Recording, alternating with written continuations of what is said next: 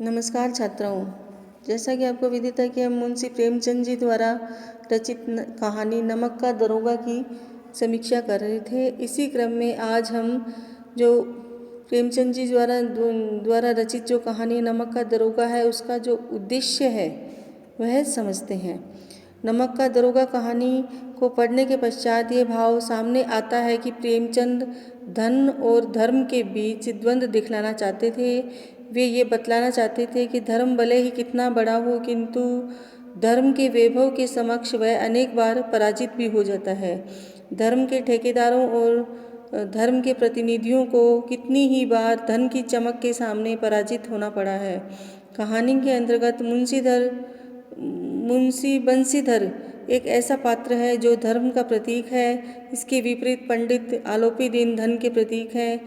इन्हीं दोनों के संदर्भ में प्रेमचंद ने कहानी के उद्देश्य को गति प्रदान की है। नमक का दरोगा कहानी में अर्थजन्य दबाव का एक भारी पहाड़ न्याय और सत्य के ऊपर झुका हुआ है और इस सत्य तथा न्याय और सत्ता के पक्षधर कहे जाने वाले अनेक लोग और संस्थाएं उस दबाव को और भारी करके सत्य का गला घोंट देते हैं। ऐसे में यदि कमज़ोर आदमी बेईमान हो जाए तो कोई आश्चर्य नहीं, पर बंशीधर के सामने कर्तव्य प्रमुख है। उन्हें अपने कर्तव्य के प्रति सजगता के लिए पुरस्कार मिलता है। यह पुरस्कार वास्तव में दंड है। कारण यह है कि जहाँ धन धर्म को खरीद लेता है और इस प्रकार धर्म पराजित हो जाता है और धन जीत जाता है। प्रेमचंद ने कहानी में आदर्श को आरोपित नहीं किया, यथार्थ को उसके असली रूप में प्रस्तुत किया है। प्रेमचंद के चरित्र प्रतीक हैं। उनकी दृष्टि जीवन के ऐसे वस्तु सत्य को अभिव्यक्ति देने की ओर रही है कि जो आज हमारे समाज में यथावत रूप में देखा जा सकता है। वस्तुतः कहानी एक ऐसे उद्देश्य से प्रेरित है कि जो यथार्थ के वास्तविक स्वरूप को अभिव्यक्ति देता हुआ अंततः धन पर धर्म की विजय को संकेतित करता है। कहानी के अंत में पंडित आलोपीदीन का बंशीधर के समक्ष समायाचना वाला रूप और बंशीधर का उनके परिवर्तित व्यक्तित्व को देखकर द्रवित हो जाना यह स्पष्ट करता है कि कहानी में अंततः धन पर धर्म की विजय चित्रित की गई है। यह निश्चित है कि इस उद्देश्य की पूर्ति में प्रेमचंद ने किसी आदर्श का आरोपण नहीं किया है। जो भी हुआ है अथवा जिस रूप में भी स्थिति को दर्शाया गया है वह स्थिति सहज है और सबसे बड़ी बात यह है कि विश्वसनीयता भी है।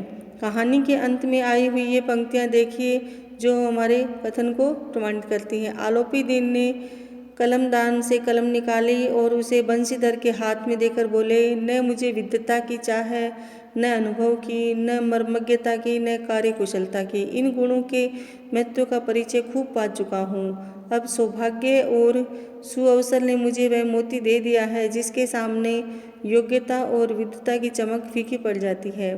ये कलम लीजिए, अधिक सोच विचार न कीजिए, दस्तखत कर दीजिए। परमात्मा से यही प्रार्थना है कि वह आपको सदैव वही नदी के किनारे वाला बेमुर उदंड कठोर परंतु धर्मनिष्ठ दरोगा बनाए रखे। बंशीधर की आंखें डबडबाई। हृदय में संकुचित पात्र में इतना एहसान न समा सका। एक बार फिर पंडित जी की ओर भक्ति और श्रद्धा की दृष्टि से देखा और कांपते हुए हाथ से मैनेजरी के कागज पर हस्ताक्षर कर दिए। आलोपीदीन ने प्रफुल्लित होकर उन्हें गले लगा लिया।